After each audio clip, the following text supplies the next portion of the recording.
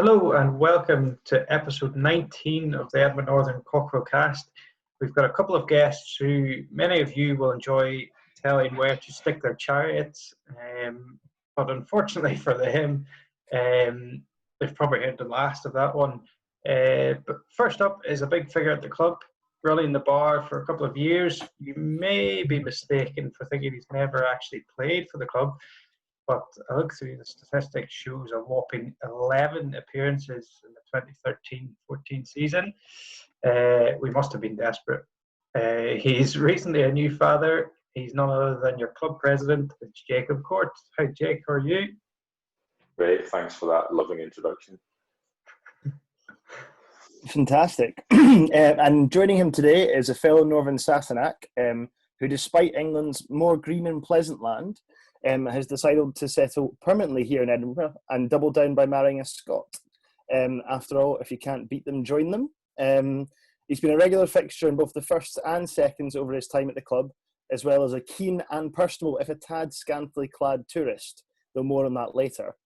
As an all-round good egg, like most decent Northerners, he's also served time in committee, like Jacob as bar convener. Hello, Andrew Suttle. How are you? Hey guys, no, I'm good. I'm very good, thank you. Fantastic. I suppose we both should have said, how are you guys? Yeah. But really, us not to. I give everyone hears that at least twice a week, so it's kind of the same answer for both of us. Very well, thanks for asking. Thank you for asking. So, firstly then, what have we got to drink? Suttle? Yeah, so starting with the classic bunker birds and bees. And just tucked to the side, I brought the bottles, I can never remember which one it is, but Jura Journey. Interesting. Nice. Jacob? I'm also on a bunker classic with Pavlov's dog, and decided to break out the decent stuff for you guys. A wee Aaron small batch Tuscan wine matured from the guys on the Royal Mile. So an excellent cask strength dram if you're interested. Well done, and continuing the Scottish theme, I've got a Scottish cider from the Lost Orchards. The dark berries one this time, and the wee dram of Bunavit as well. Michael? I've sort of kept a Scottish theme with the Punk IPA, and I don't have a chaser, unless you count tea.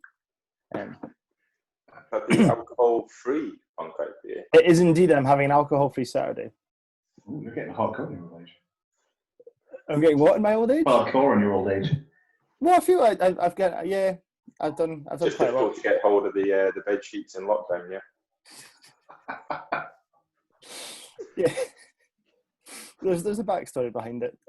We'll move on quickly. So how's lockdown treating you? Firstly, Jacob. Very good. As you mentioned, we had wee one arrive during lockdown on the 9th of May, so it's been a whole new world of experiences on more levels than I could have banked for.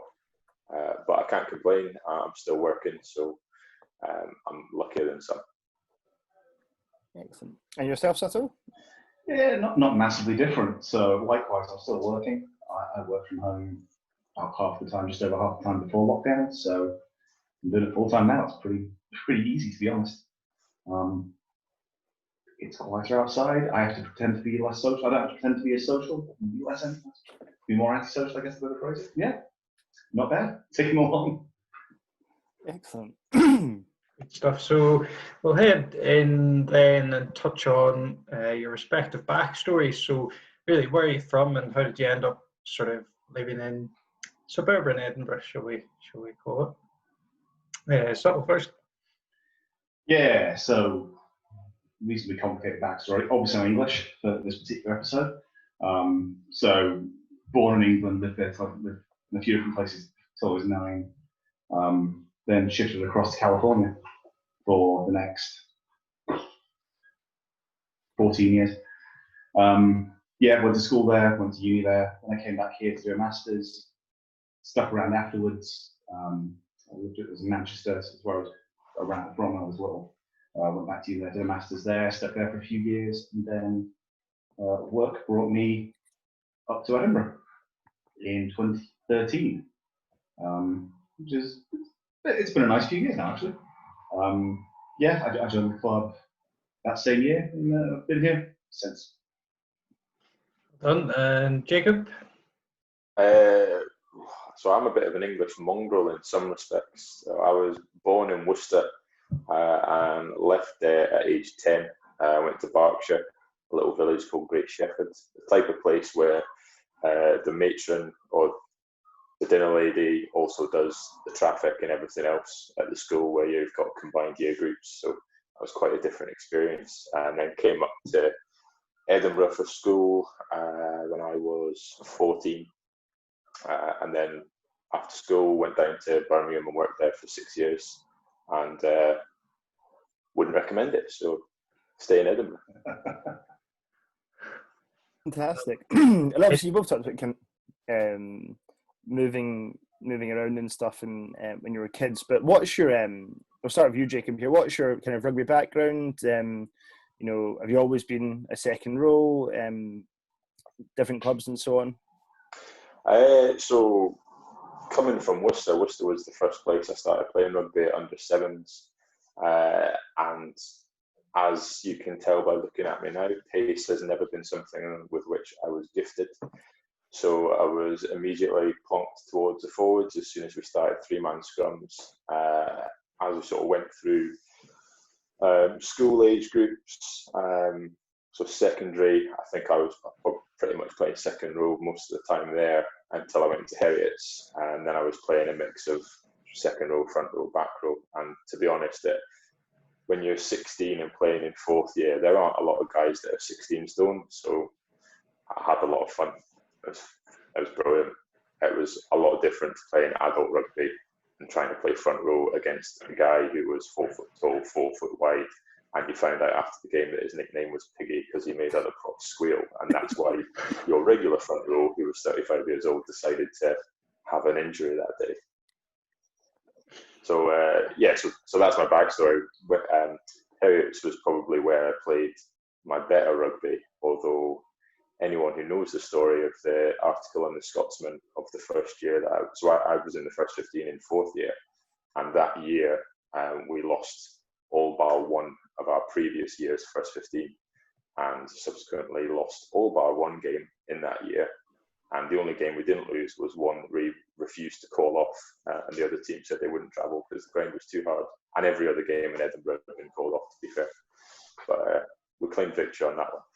So we were reported in Scotsman as being the worst Heriots first 15 for 50 years. I suppose that ticks the box for representative rugby. Yourself, Suttle, what's your rugby background? Yeah, so I came to rugby relatively late, by the standards of most Northerners, I think. Like I say, grew up in California, so it's a much smaller sport. Couple of schools played it, but none in the city I grew up in. So I played water polo up until I was 18. Went to uni, wasn't good enough to play water polo there because they were quite good at it. So I did nothing for a year. And then realised in second year I probably need to do something to counteract the drinking and eating and the sitting on the backside. So I kind of just fell into rugby. It was kind of looking for something to do, something I'd probably get involved in, and something again that wasn't going to be such a high bar that I couldn't even get started. And again, for the US, it was quite a good starting point. So I started playing with University of California, Irvine. Played there for a few years. Had some fun, some good tours. We played Vegas in the league, which was always a good trip. Did the tour to Wales, which was much more interesting from LA.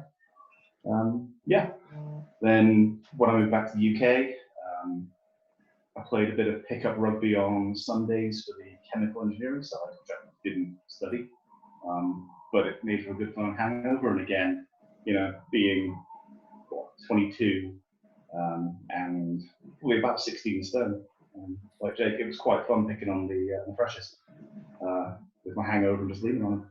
So yeah, did that for a bit. Played in Manchester for a club called Didsbury Tock H for a few years, some good times there. Played 2s and 3s for them, and then with Northern since 2013.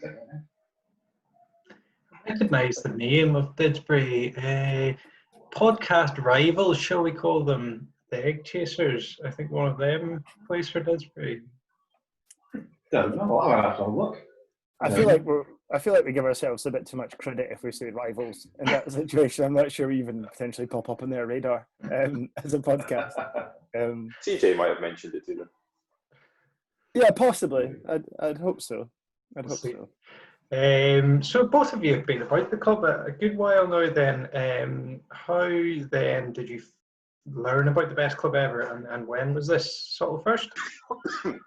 Yeah, so I moved up for work, found myself a flat that just happened to be on kind of Telford Road, right at the roundabout. So I looked for the nearest club, and it kind of came down to Northern and Inverleith. So it was kind of late in the season. I just kind of like wandered along. I think it must have. I kind of looked online, looked at both, saw what was going on, and basically just wandered along to Northern one day, and it turned out it was the day the first Lions test of that year was on. It was the first one. Yeah, came in, got a beer. Everyone was very welcoming, and I kind of stayed, and I'm still somehow here 8 years on. So yeah. Well done then. And Jacob, what about yourself? Yeah, I realise I actually missed quite a big chunk out of my rugby history. I should probably give a shout out to Dixonians of Birmingham, who I wouldn't go as far as say they crafted me into the man I am, but they certainly beat a lot of my dignity out of me. But when I came back to Edinburgh, started work, an old school friend had mentioned that he knew a guy or two that were kicking about at Northern. I think Sasha might have been one of the guys he was talking of.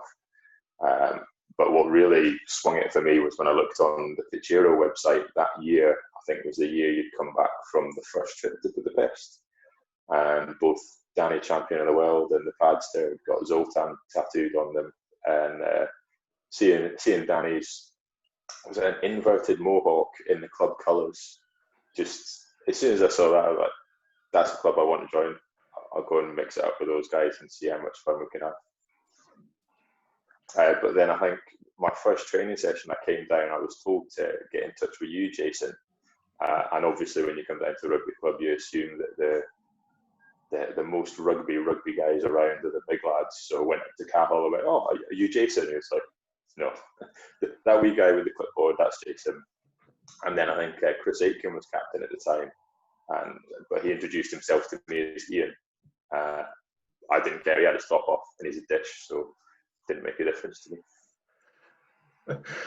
Well done. It would be remiss of me not to mention that both of you found or sort of met your wives through the club, much like your co-hosts, your hosts this evening. Would you like to talk us through that, Jacob? Yeah. I don't know how much I should really say, given this is not on a private channel. Yeah, we hosted Ladies' Day. I had agreed with the lady who was running Ladies' Day, with Debbie, that I'd pulled together some sort of contract for one of the lads to get auctioned off in some sort of raffle, which was meant to be you. And then, for some reason, I ended up getting dragged into it as well, which felt like a bit of a stitch-up. And that so happened to work out quite well for me. Unfortunately, there was a minor incident with a camera that probably was a bit of a speed bump in mine and Sue's actually getting together, which resulted in her best friend giving me a full belt in the face, but wore it like a champ and wormed my way back in later on, which was has worked out quite well for me, I suppose. As indeed, I think I had to go and find a phone number for you, didn't I? You did. I don't think I've ever properly thanked you for that. I should probably get you a beer or something. Another time then. And Suttle, how does your story differ? Yeah, mine was much more of the classics. So, as it turns out, the first match of the 2015 World Cup. So we'd all been in the tech, celebrating that or going through that, and then there was a loose social gathering around at the Cockerel's Nest was the name of the place at the time. Sorry, Suttle, I don't think you'd have been doing any celebrating as an Englishman watching the 2015 World Cup. I wasn't even in the match, it was Ireland, so whichever Ireland played off first. It was before we played our first game, so hopes were high and belief was strong. But yeah, went along to Holland and Dougie and Roy's, and my good lady was there. And through various events, we ended the night in Baldies, and as with anything out of that place, history. Well done. And obviously, well, that probably could be seen as perhaps Northern's unique selling point to both of you. At least that would be the tactical answer.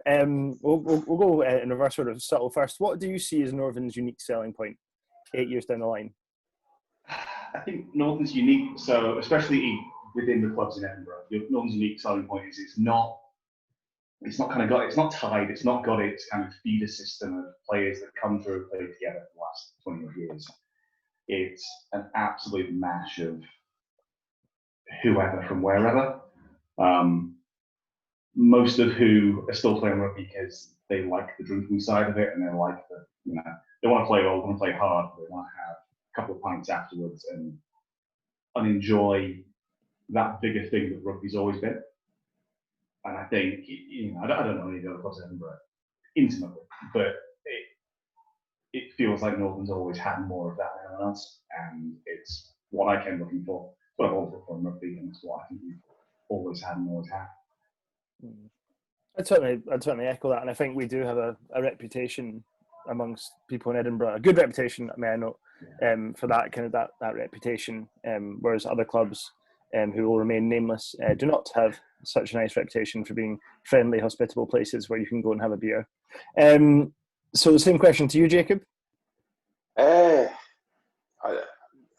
Obviously, I have to say we're great at showing the ladies a good time, and I think that the fertility rates of the club have been extraordinarily high. So I don't know if that's how we're cleaning the taps or what, but the pregnancy rate is ridiculous for such a small club, and that's just the ones we know of.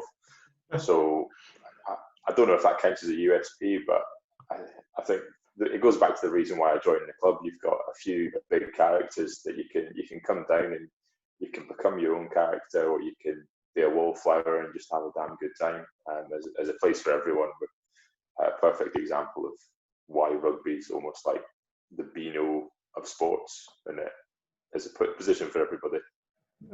I generally thought you were going to say the selling point was come down and you'll have a kid. That's where he was going. You've obviously not got one. Yeah, start advertising that on the NHS. Have you ever fancied rugby? Oh no, I can't even start. Sorry, but no, I completely agree. And it is actually remarkably high, slightly to the detriment of the playing squad. People kind of going off on parental leave and sabbaticals and so on.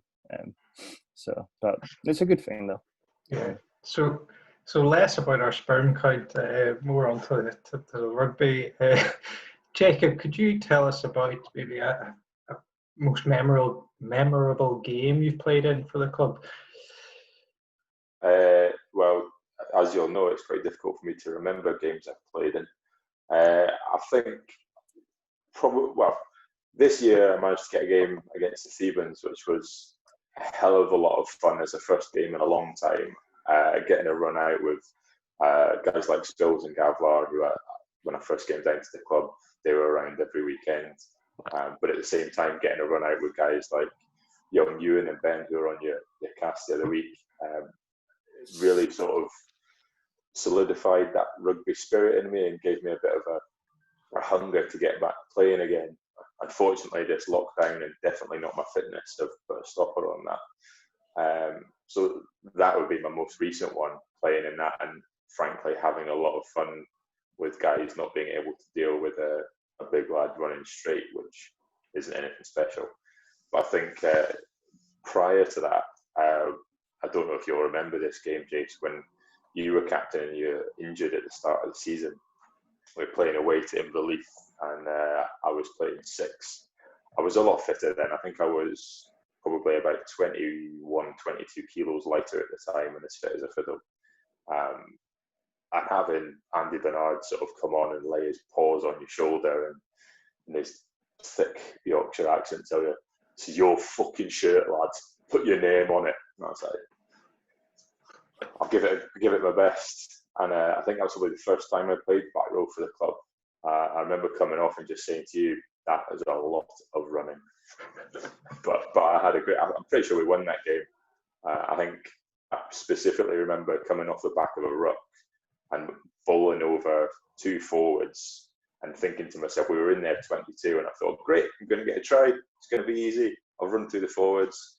And then I did a rugby league style run at the 10 and got wrapped up. And I remember being really pissed off that I didn't get that try. But we scored it 2 phases later, so it's fine. Well done. And Suttle, what about yourself? Yeah, I'm always very aware I have a memory that kind of snapshots moments, and it's terrible putting who we were playing or often where it is.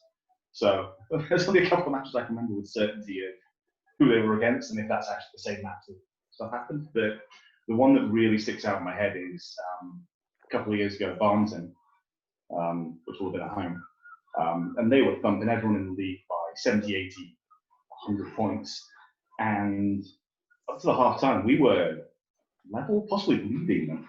And still only lost by a handful by the end. It was just one of the most phenomenal performances I've ever seen.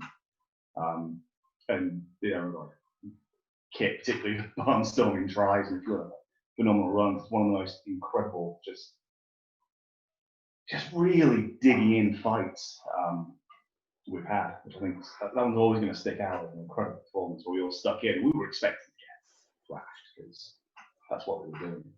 It was really good to see. It was really a very enjoyable game to play, even though, you know, ultimately went the wrong way.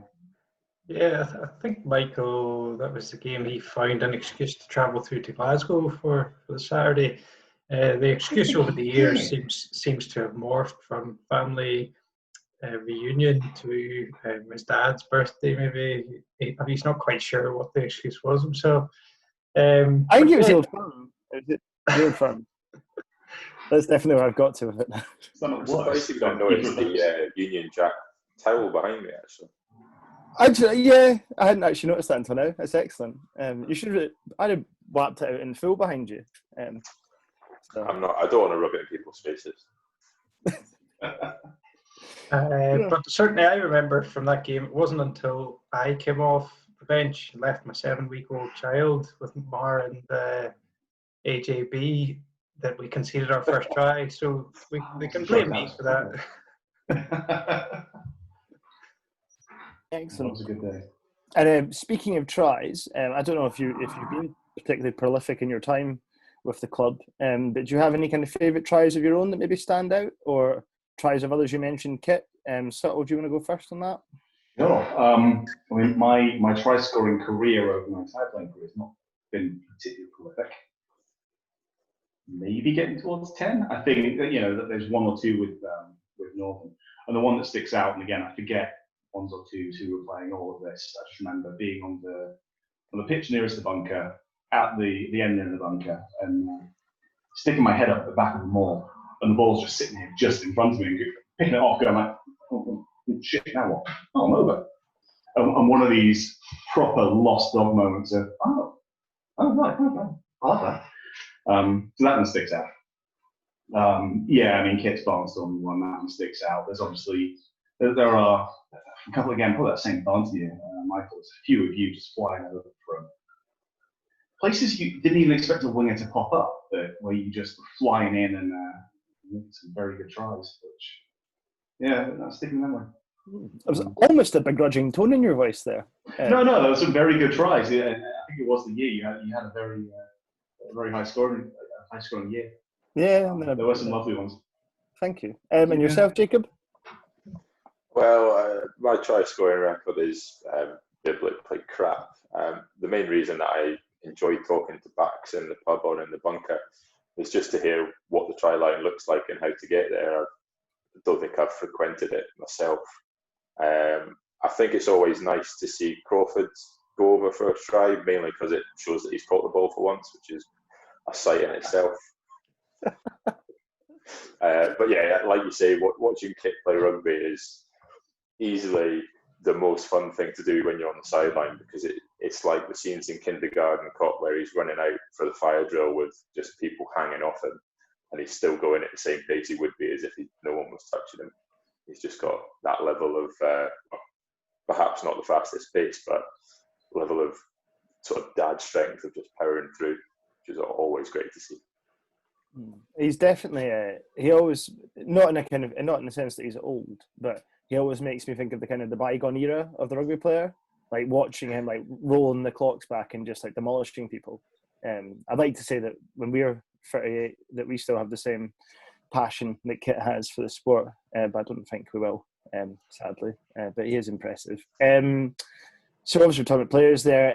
We'll maybe move on to your most enjoyable positional combinations. So start with yourself, Suttle. Do you have a front row that you would like to play alongside?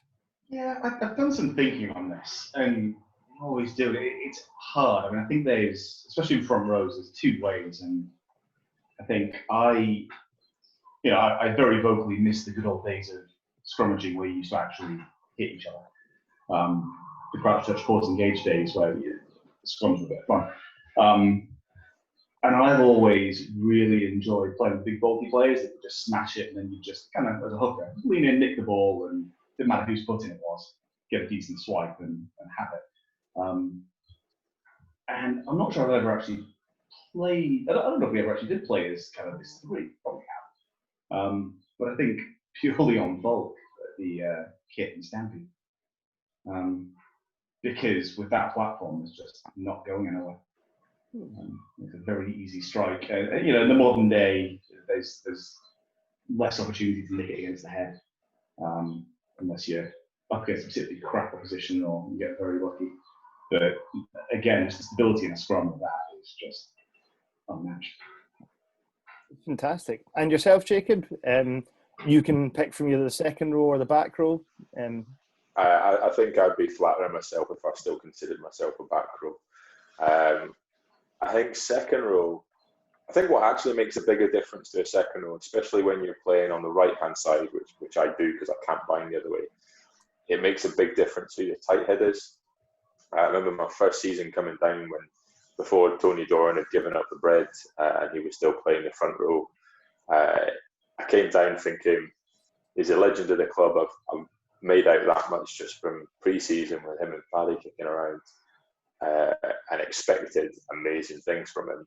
And then first scrum packed down behind him, and his belly was just made of jelly. He had no solidity whatsoever. I think he even got lifted in that scrum, which is, I knew I was in for a long day at that point, especially when he turns around and blames me for picking him up. I've just stayed still. So yeah, that makes a massive difference. But guys, so I love playing behind guys like Stampy and Dougie Canglish are great to pack down behind. Even Gavlar.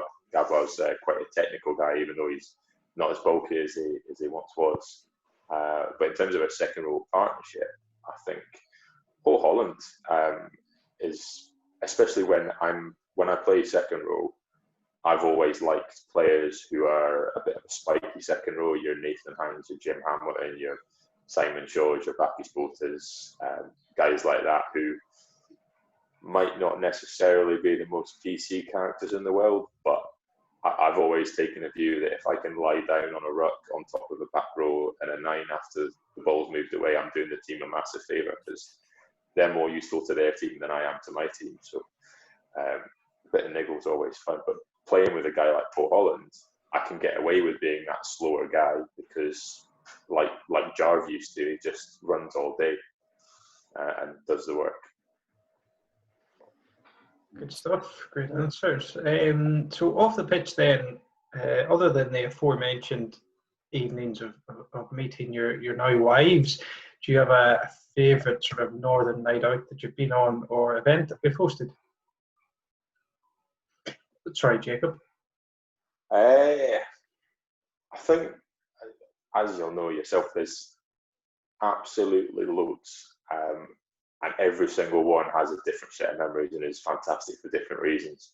Any night when DJ Blue was in the house and brought his decks down was always a lot of fun. I think when I was a single lad, he even turned up and he'd arranged for a lot of his single friends to come along, and he'd pre-warned them that he was going to colour code all the lads as to who was single and who wasn't. And he just came around with a green pen and a red pen and started putting lines on people's faces. I was like, I don't know what's going on, but I know I'm going to have a good night. But in more recent times, when the lads won the regional bowl final down at Lismore, and we came back to the bunker, I think I'd left the house that day, I'd driven, and I'd left saying to the missus, I don't know, I'll probably be back about 8 or 9. Regardless of what happens, it'll be nice to have a couple of beers with the boys afterwards. So drove back, dropped the car, went down to the bunker. Even though we'd won, I was still only expecting to have a couple of beers, and then ended up crawling home at 5 in the morning unexpectedly with no recollection of what happened between 1 and 5, but just feeling absolutely epic. And I'm pretty sure there were a lot of stains on my shirt as well, which is usually a good sign. When they're at the top, when they're down the bottom, not so good. And then Suttle yourself? Yeah, no, I mean, like Jacob says, there's any number of great nights. Truly many. I think a couple that stick out. One of my earliest social nights with the club was I can't think what the proper name for it was. It was like the American night and the beer pong night. It was phenomenal good fun, and I just remember getting absolutely bollocked by Uncle Joe for being so pissed I was missing the table regularly. So I was pants down, underwear down, following me from far into the bunker, which, as it turns out, got me punished later in the season because Big John's good lady wife was there too. So apparently I'd shown up good on top of that. So that, I think she had to go pants down at one point. Possibly, but it certainly got me punished at the end of season court. So that one sticks out. Otherwise, I mean, endless burn suppers, club dinners, making Thompson drink. Probably half a bottle of port with a teaspoon is a particular highlight. Yeah, all sorts. I remember that ping pong night as well because I actually had a permanent scar on my face from coming home that night and falling into my pebble dashed inside stairwell and cutting my face open. Are you sure it was from that and not from when you absolutely stacked it in the bunker because you'd spilt a beer next to the table? I particularly remember Cammy Ritchie really enjoying that moment. I'm pretty sure because I don't remember going home bleeding, and I definitely woke up covered in blood, and there was blood in the stairwell where I'd gone up the wall, obviously face first, kind of like almost like a cheese grill. Well, there you go. Colombo solved it. Yeah. So that was a pretty wild night. Obviously, another big component of Northern, I know for you, Suttle, has been particularly. I think you've been on every single one. Has been touring. Do you have a particular? Obviously, that's yourself as well, Jacob. But do you have a particular favourite tour that stands out for yourself, Suttle? Yeah, I tried. I mean, this one's hard. And when I was kind of thinking about this ahead of time, some of the night out ones particularly blur in. I think there's a couple will always be special. So Hamburg was my first. Your first as well, I think, Michael. Will always be particularly special. I did enjoy watching you crowd surf to no one.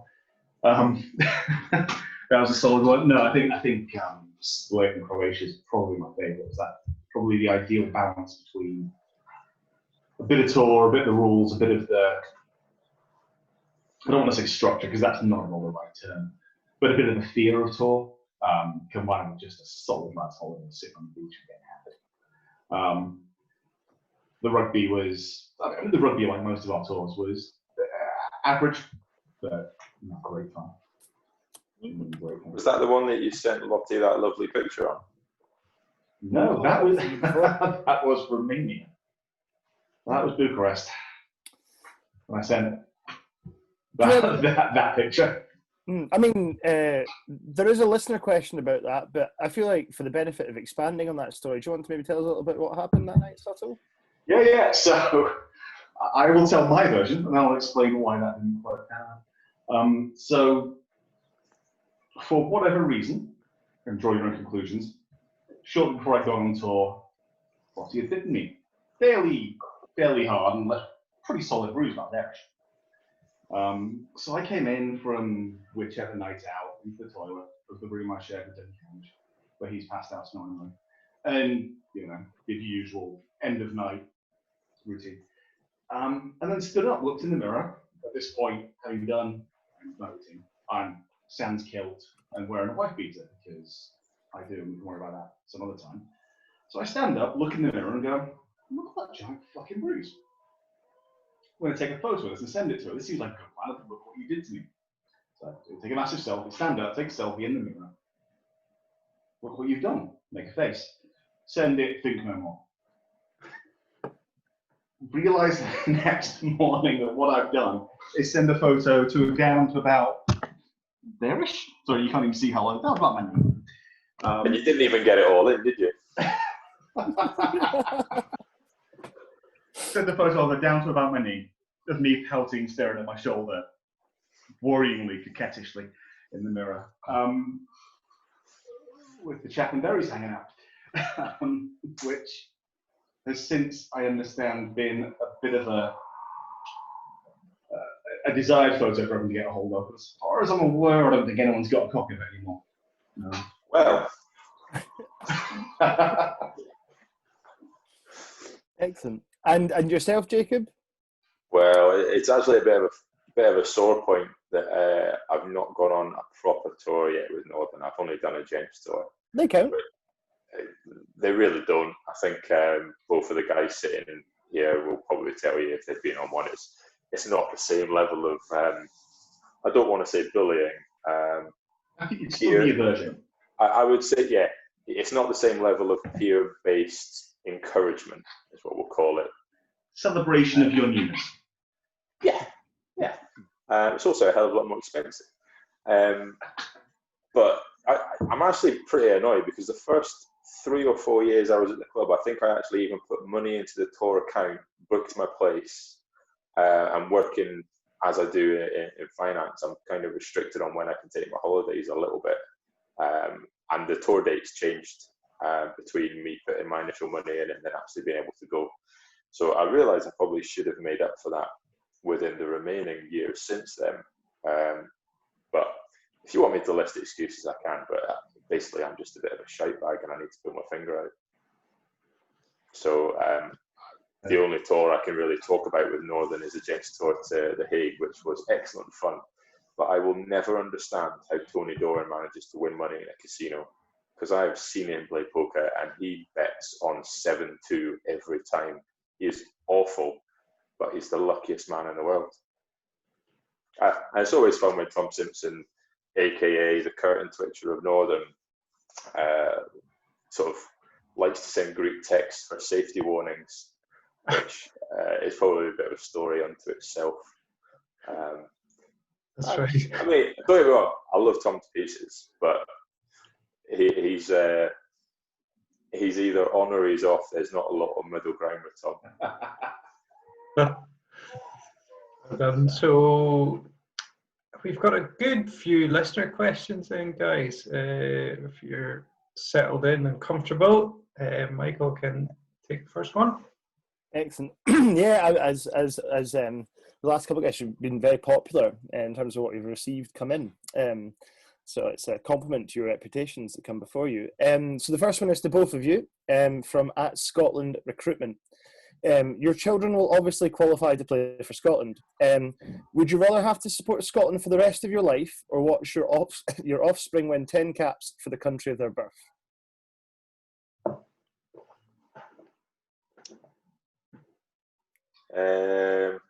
I'm not sure. Can you go over that question again? I'm a bit confused. So the question is, would you rather support Scotland for the rest of your life? So you'd have to forsake your supporting of England, or would you prefer to watch your child win 10 caps for the country of their birth? Well, firstly, I would go back on that and say, while she is qualified for Scotland, she is still qualified for England. So I don't know why that's been ruled out. We live in a world of absolutes, Jacob, and the question is an absolute question. All right, Tom Simpson.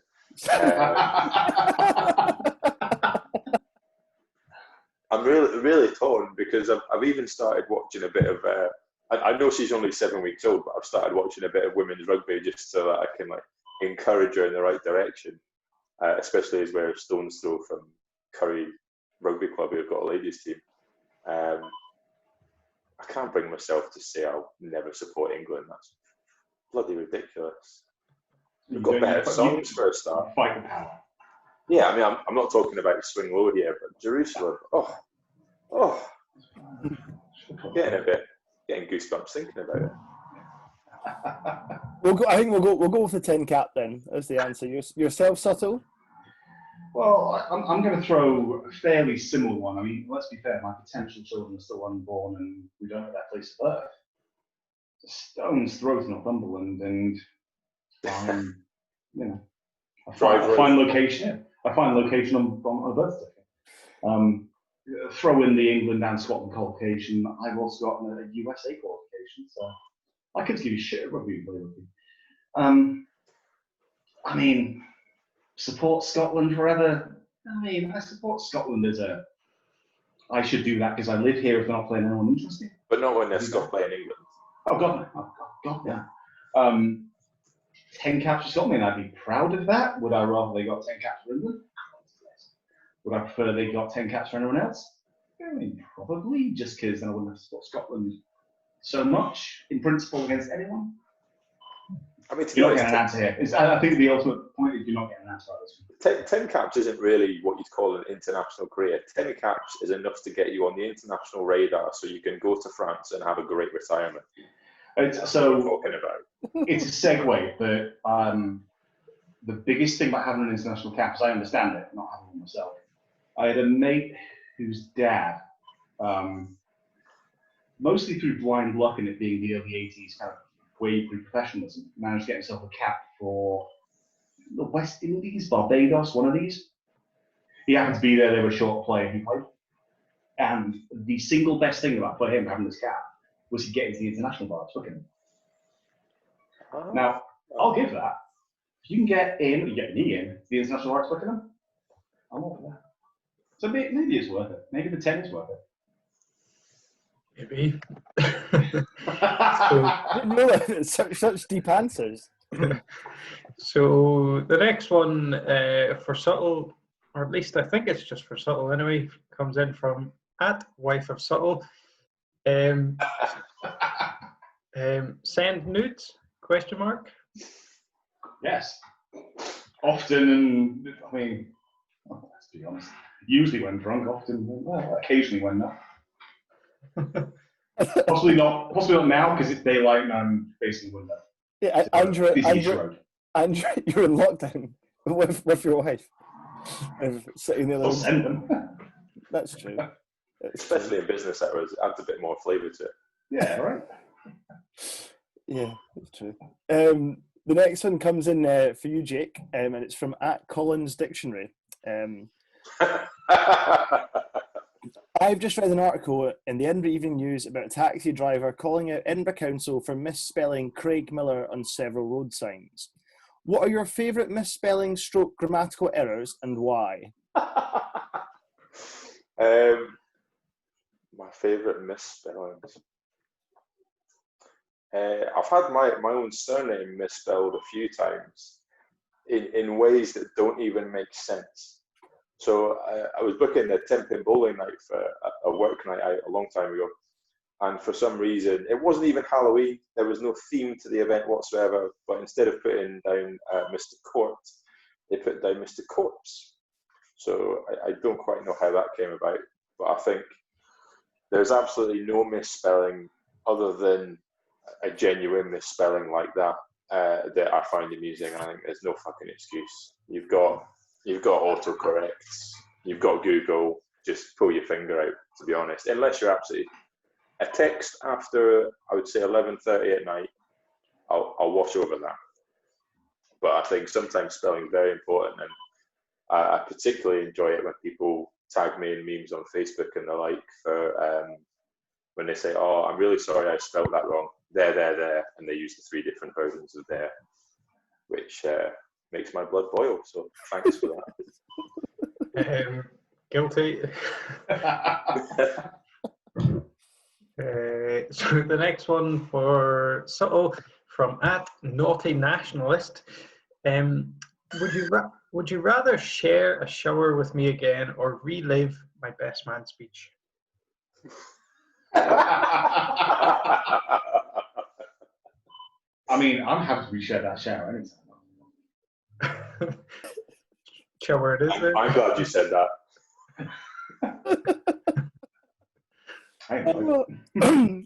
And he's posed the question for you as well, Jacob, which is tenants or deaf? Ooh, that's hard. He's obviously referring to my favourite bit of Sassenackery of bringing Carling to the bunker. But my favourite part of that was when everyone saw the tap change, lost their shit, and said, "I can't believe you've done that." Well, they were actually still drinking Tennent's through it and didn't notice the difference. So, I mean, I'll probably just choose Tennent's, because especially if someone else is buying. But frankly, I'm not paying for a Tennent's. Yeah, and you do have a dependent now, so probably life is a good choice. Well, you say that. I've got pretty good life insurance. They might prefer me to just take the death. Susan certainly mentioned it. She'd be quite happy to live mortgage free. So next one for Suttle then, from @Candles in the Wind.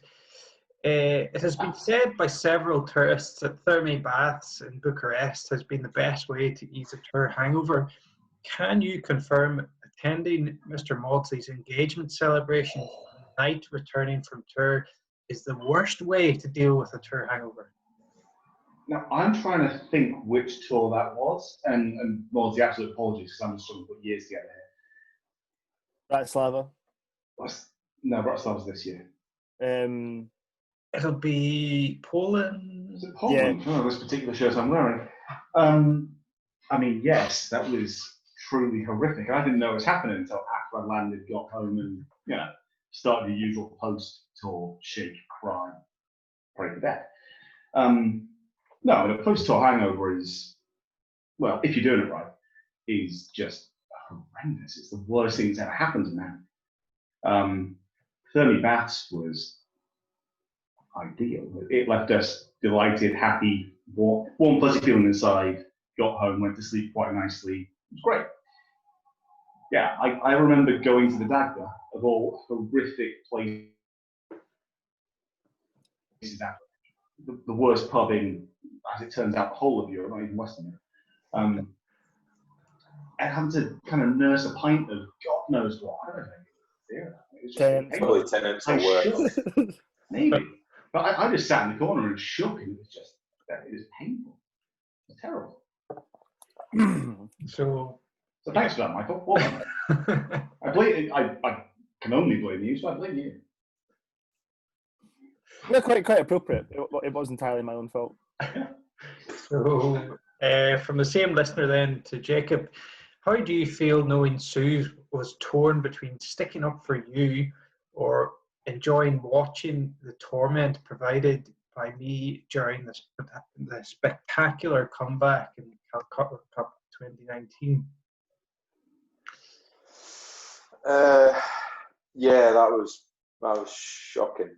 I remember, to be fair, that was a phenomenal game if you're a Scotland fan.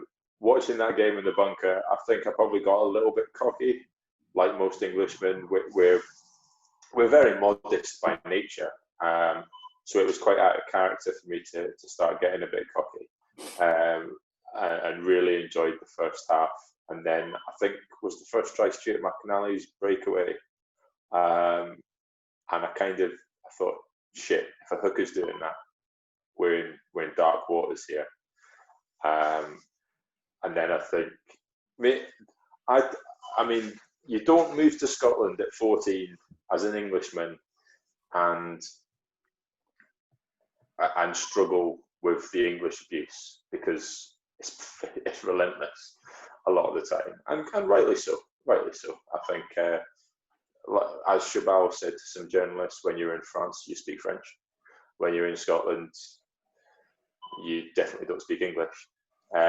So you've got to sort of acclimatise it and put up with what's in front of you. I mean, Dougie's also an excellent dancer. So when he is dancing in my face, when Scotland started doing well, I've seen worse things on several people's stag do's. So it was entertaining. I really wish he'd sorted out the hole in the wall a little bit sooner, rather than leaving it to our houseman to deal with. And I really regret the hangover from that. That was that was a bitter hangover, because I think at the point where it goes 31 all before it went 38 all, I think at the point it went to that, and I started to get very worried, and I think Paul and I were sort of hiding in the corner near the entrance to the bar, and when both on our phones pretending we weren't really watching or interested in rugby anymore. I think we probably talked about cricket.